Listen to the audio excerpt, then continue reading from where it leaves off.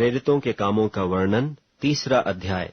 पतरस और यूहन्ना तीसरे पहर प्रार्थना के समय मंदिर में जा रहे थे और लोग एक जन्म के लंगड़े को ला रहे थे, जिसको वे प्रतिदिन मंदिर के उस द्वार पर, जो सुंदर कहलाता है, बैठा देते थे कि वह मंदिर में जाने वालों से भीख मांगे।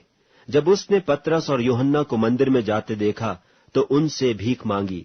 पतरस ने यूहन्ना के साथ उसकी ओर ध्यान से देखकर कहा, हमारी ओर देख।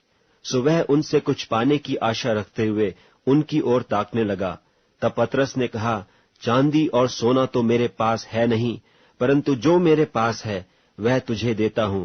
यीशु मसीह नासरी के नाम से चल फिर। और उसने उसका दाहिना हाथ पकड़ के उसे उठाया और तुरंत उसके पांवों और टखनों में बल आ गया और वह उछल कर खड़ा हो गया और चलने फिरने लगा और चलता और कूदता और परमेश्वर की स्तुति करता हुआ उनके साथ मंदिर में गया। सब लोगों ने उसे चलते फिरते और परमेश्वर की स्तुति करते देखकर उसको पहचान लिया कि यह वही है जो मंदिर के सुंदर फाटक पर बैठकर भीख मांगा करता था। और उस घटना से जो उसके साथ हुई थी वे बहुत अचंभित और चकित हुए। जब वह पतरस और यूहन्ना को पकड़े हुए था तो सब लोग बहुत अचंभा करते हुए उस ओसारे में, जो सुलेमान का कहलाता है, उनके पास दौड़ आए। यह देखकर पतरस ने लोगों से कहा, हे इस्राएलियों, तुम इस मनुष्य पर क्यों अचंभा करते हो और हमारी ओर क्यों इस प्रकार देख रहे हो कि मानो हम ही ने अपनी सामर्थ या भक्ति से इसे चलता फिरता कर दिया। इब्राहिम और इसहाक और याकूब के परमेश्वर, हमारे बाप दादों के परमेश्वर ने अपने सेवक यीशु की महिमा की, जिसे तुमने पकड़वा दिया। और जब पिलातुस ने उसे छोड़ देने का विचार किया, तब तुमने उसके सामने उसका इनकार किया। तुमने उस पवित्र और धर्मी का इनकार किया और विनती की कि एक हत्यारे को तुम्हारे लिए छोड़ दिया जाए।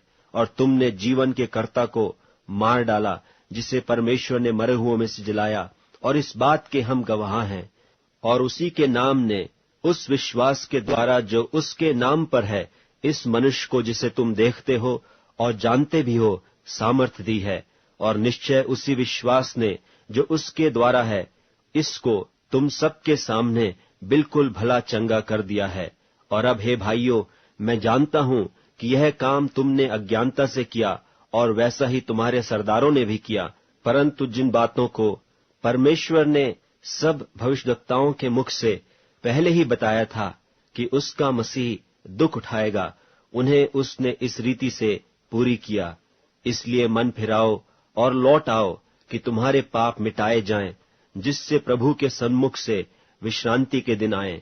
और वह उस मसीह यीशु को भेजे जो तुम्हारे लिए पहले ही से ठहराया गया है।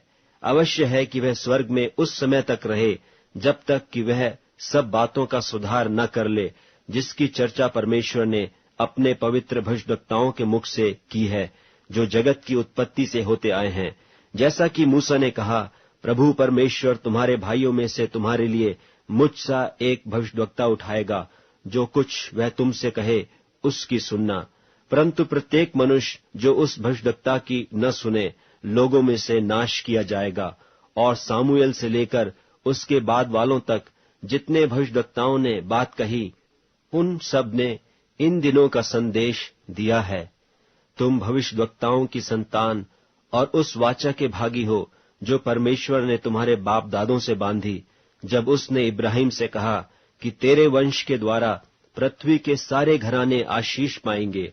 परमेश्वर ने अपने सेवक को उठाकर पहले तुम्हारे पास भेजा कि तुम में से हर एक को उसकी बुराइयों से फेर कर आशीष दे।